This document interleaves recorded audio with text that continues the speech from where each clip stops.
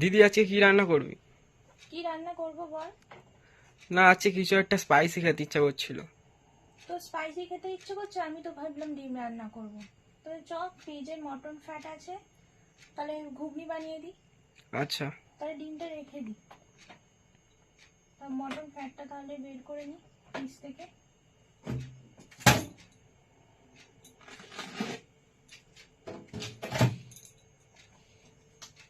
এটা না আবার জল দিয়ে রাখলে আবার ছাড়বে না।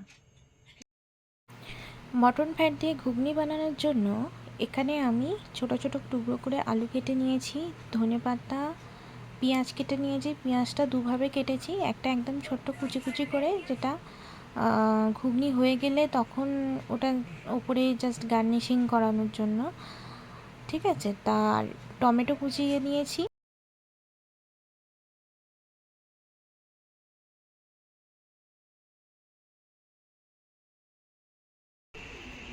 দিদি, চর্বিটা কি ভেজে নিবি আগে? হ্যাঁ, চর্বিটা আগে ভেজে নেব প্রথমে। চর্বিটা প্রথমে ভালো করে ভেজে নেবার জন্য এখানে আমি তেলটা গরম করে নিয়েছি ভালো করে। তারপর এতে আমি নুন হলুদ গুঁড়ো দিয়ে দেবো, ভালো করে চর্বিটা ভেজে নেব। এতে সামান্য হলুদ আর একটু নুন দিয়ে দেবো।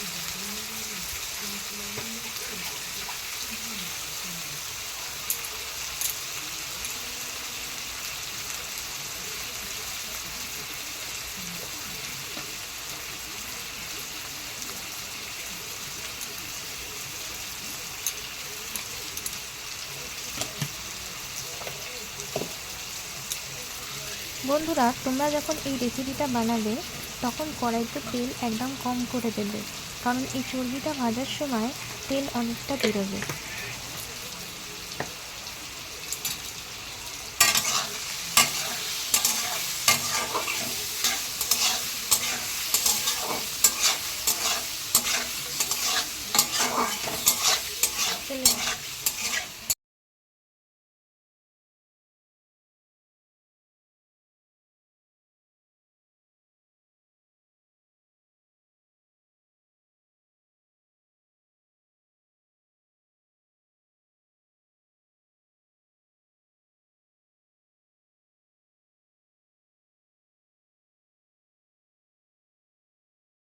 চর্বিটা ভাজা কমপ্লিট।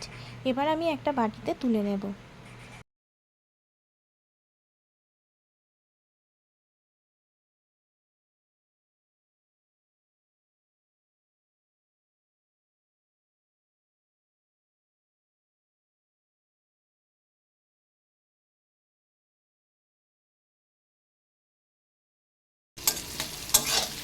এবার তেলের ওপরে সামান্য কালো জিরে আর পেঁয়াজ দিয়ে আমি ভালো করে ভেজে নেব।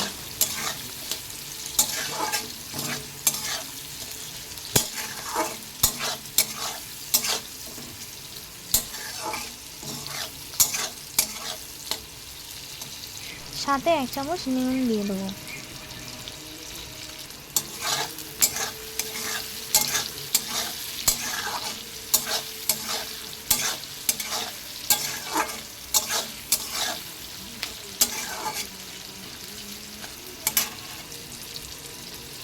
পেঁয়াজটা একটু ভাজা হতেই দিয়ে দিলাম টমেটো কুচি।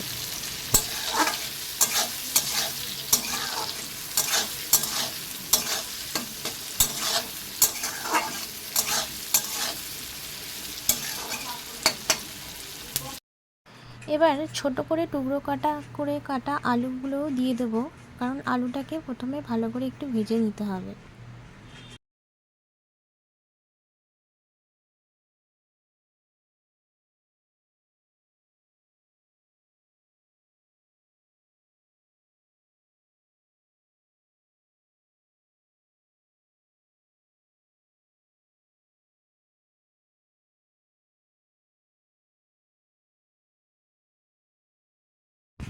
পেঁয়াজটা একটু নরম হয়ে যাওয়ার পরে দিয়ে দেবো লঙ্কার গুঁড়ো, হলুদ গুঁড়ো, আদা রসুনের পেস্ট।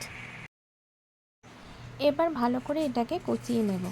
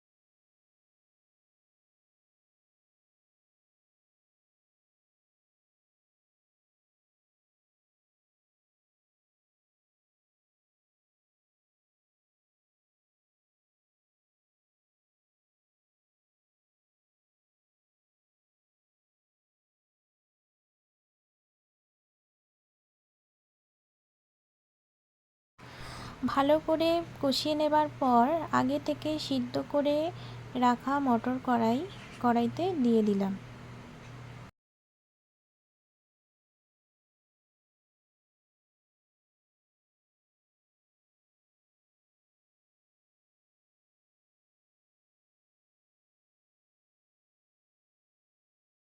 এবার কেটে রাখা লঙ্কা কুচি আর ধনিয়া পাতা কুচি এর উপরে ছড়িয়ে দেব, দিয়ে কিছুক্ষণের জন্য ঢেকে দেব।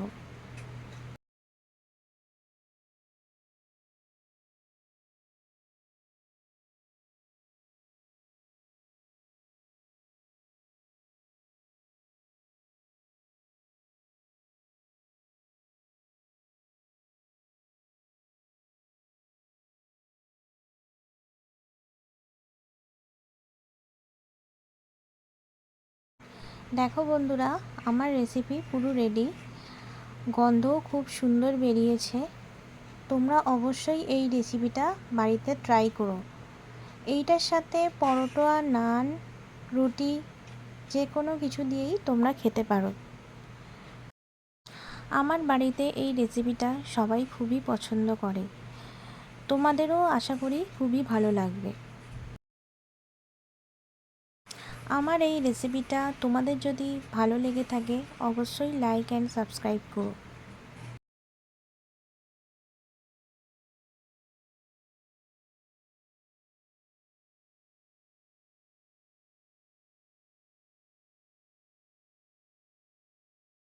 এবার আমি এটাকে গরম মশলা দিয়ে নামিয়ে নেব।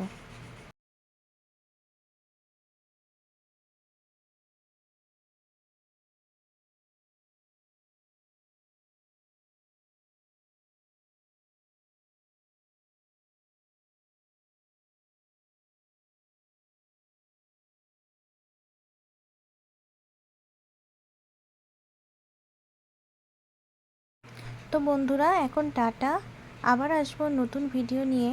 তোমরা সুস্থ থেকো, ভালো থেকো।